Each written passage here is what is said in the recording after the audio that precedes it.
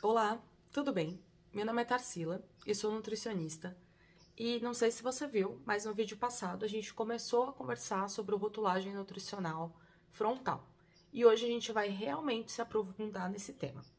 Bom, para quem perdeu o vídeo passado, a gente vai retomar, não tem problema. Rotulagem nutricional frontal, provavelmente vocês já viram passeando por aí, mas vocês não sabiam que tinha esse nome. E se só já souberem, ótimo, a gente vai continuar conversando. Bom, a rotulagem nutricional frontal é, por exemplo, essa daqui, que está principalmente em alimentos ultraprocessados, como esse chocolate. Então, é alto em açúcar adicionado, gordura saturada. Então, é o que a gente chama de uma advertência para o consumidor. O consumidor ele pode ter dificuldade de entender as embalagens dos alimentos porque tem muita informação. Infelizmente, hoje em dia as pessoas comem muito mais alimentos ultraprocessados, que são aqueles que foram feitos por uma fábrica e tem diversos ingredientes que a gente nunca nem ouviu falar, que são nomes químicos. Esses são os principais alvos da rotulagem nutricional frontal. Esse quadradinho aqui. Bom, é uma advertência e ajuda a pessoa a identificar o que tem naquele alimento que pode me causar mal. Isso foi um compromisso do Brasil e outros países com a ONU para que a gente tentasse combater ou evitar ao máximo as doenças crônicas não transmissíveis, como a diabetes e a hipertensão, que só aumentam no nosso país e no mundo. Bom, essa rotulagem, ela veio falando de três componentes muito importantes. Então, você vai encontrar alto em açúcar adicionado e ou alto em gordura saturada e ou alto em sódio. Então, açúcar, gordura saturada e sódio, que são os principais componentes que levam a doenças crônicas não transmissíveis. O açúcar é o mais importante, porque também leva à obesidade, certo? Então, é isso que a gente tem que ter em mente. Mas da onde veio esse raio de rotulagem nutricional frontal? E por que ela é tão importante? Bom, essa rotulagem nutricional frontal, ela veio lá primeiro, a primeira ideia em 1987 nos Estados Unidos. Então, foram feitos alguns estudos lá e foi visto que poderia ser uma boa maneira de alertar a comunidade, a população, de que aquele alimento específico tinha algo que a gente precisava ter de alerta, então algo que a gente poderia evitar. Por exemplo, eu vou no mercado, compro vários alimentos e principalmente os alimentos do meu carrinho são em embalagens. Isso já é ruim, porque provavelmente não é fruta, legume, verdura, arroz, feijão, são alimentos que vêm em isopor, vários sacos, várias embalagens. Então, por exemplo, esse aqui que tá na minha mão, que vem numa latinha.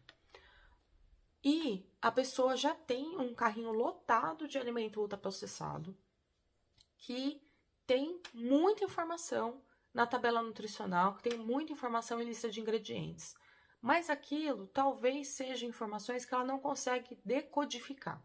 Ela não consegue quebrar aquelas informações para entender o que é importante daquilo. E isso pode ser um problema para a pessoa fazer escolhas alimentares saudáveis.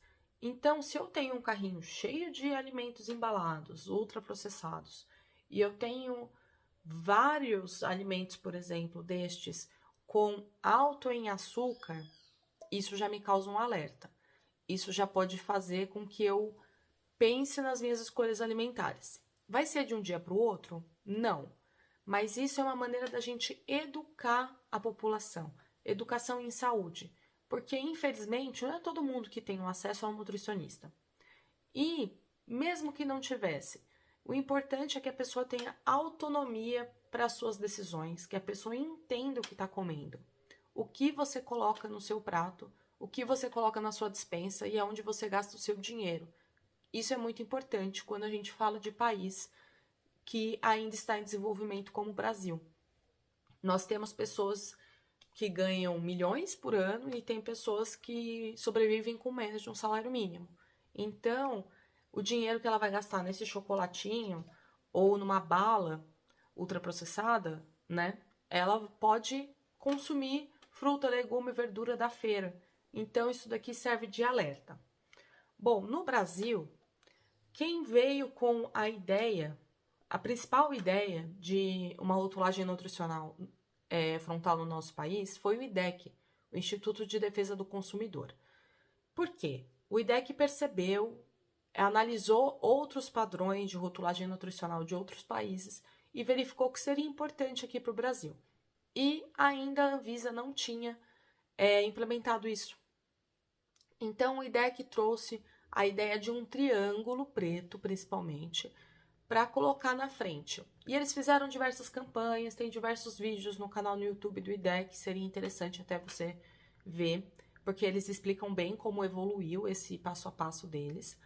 E eles propuseram à Anvisa esse tipo de rotulagem nutricional frontal.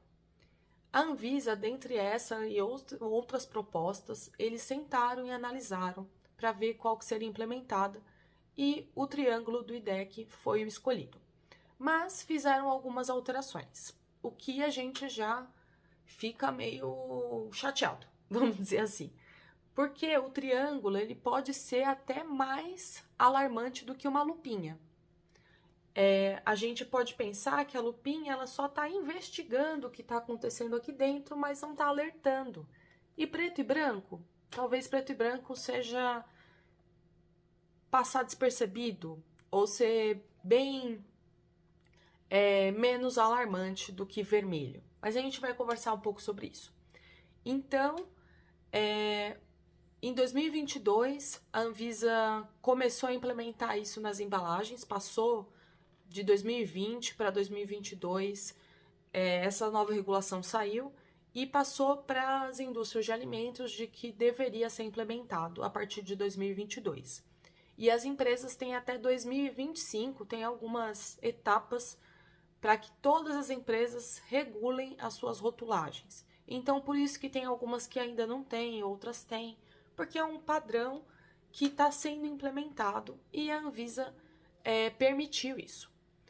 Mas então, o que tem de bom, o que tem de ruim nesse tipo de rotulagem? Vamos lá. Ela é muito importante? Ela é muito importante comparado com o que a gente tinha. A gente não tinha nada. A gente não advertia nada nas nossas embalagens. E a indústria de alimentos ainda bancava a santa, colocando alimento integral, bom para o seu intestino, sabendo que pode ser bom para o intestino porque tem fibras, ok, mas as fibras não mandam no alimento, não é só a fibra que a gente tem que olhar. É um alimento ultraprocessado, um alimento que foi feito numa fábrica, então tudo isso a gente tem que ver. Quando a gente fala de alimento ultraprocessado, classificação de alimentos dentro do Brasil, a gente fala do Guia Alimentar para a População Brasileira. Esse documento ele é muito importante e mesmo que você não consiga ler ele inteiro, é importante a gente conhecer os 10 passos para a alimentação saudável. E isso é o que está guiando, então, a rotulagem alimentar e tudo que a gente fala de comportamento alimentar, de nutrição hoje em dia. Então, quando a gente fala de nutrição, a gente não fala sobre quantidade de fibra somente. A gente não fala sobre é alto em sódio, é alto em gordura saturada, é açúcar adicionado. Não é só isso que a gente quer saber. Mas, infelizmente, foi a primeira maneira de colocar alguma advertência aqui. Então, no vídeo passado, a gente falou que eu ia utilizar como base o livro Nutricionismo. Por quê? Esse livro, ele mapeia tudo o que aconteceu no cenário da nutrição, que reduziu a nutrição a esse tipo de pensamento. A vitamina C, a fibra, o que eu tenho que comer para emagrecer, e ao invés de pensar na nutrição como um todo, e no alimento como um todo. Então, quando eu como um alimento como esse daqui, ele não tem só açúcar adicionado e gordura saturada. É um alimento que utilizou água para fazer essa lata. É um alimento que veio de uma indústria que utilizou cacau. De onde veio esse cacau? É um alimento que tem outros ingredientes, por exemplo, emulsificante mono e diglicerídeos de ácidos graxos e estabilizante fosfato. Você já ouviu falar disso? Eu nunca ouvi falar disso. Então, é isso que a gente também tem que alertar. Talvez, se a gente tivesse uma rotulagem que colocasse alimento ultraprocessado ou colocasse alguma coisa mais alarmante, por exemplo, vermelho, laranja, algum outro símbolo que não seja uma lupa. Então, aqui no nutricionismo, ele fala de outros padrões de rotulagem de outros países, por exemplo, semafórico, que usa vermelho, amarelo e verde para falar se aquele alimento é bom, médio ou ruim para você. Por quê? Porque ele vai considerar outras coisas, não somente açúcar, gordura e sódio. Mas a gente sabe que isso é difícil de implementar. Existe uma dificuldade perante a indústria de alimentos, porque a indústria de alimentos ainda manda em muita coisa aqui no Brasil. Então, foi o que deu para fazer? Vamos dizer assim, foi o que deu para fazer. É muito importante? É muito importante, porque a gente não tinha nada. E isso é uma primeira discussão. É um primeiro aprofundamento no tema de alimentação. Mas a gente ainda pensa o alimento em caixinhas. Ah, esse tem açúcar. Ah, esse tem gordura. Ah, esse tem sódio.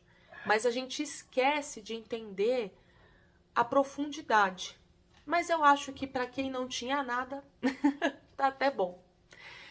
Então, eu gostaria de convidar vocês a pensar um pouco mais sobre rotulagem de alimentos, convidar vocês a ler o Guia Alimentar, ou pelo menos conhecer os 10 passos para alimentação saudável. Saber que um alimento não é somente fibra ou açúcar ou gordura, que a gente tem que entender o método de produção, o método de venda, quem está envolvido, o que eu estou patrocinando quando eu compro um alimento. Como nós, consumidores, mandamos no mercado, a gente sinaliza o que a gente precisa e a gente deixa de comprar o que a gente acredita que não precisa. Esse foi meu cachorro. E eu agradeço vocês por estarem conosco aqui até esse momento. Deixem as suas dúvidas, críticas, sugestões e fiquem ligados que a gente está sempre postando coisa nova aqui no Facebook e no Instagram do nosso projeto de extensão da Unifesp. Um abraço e vejo vocês nos próximos vídeos. Tchau, tchau!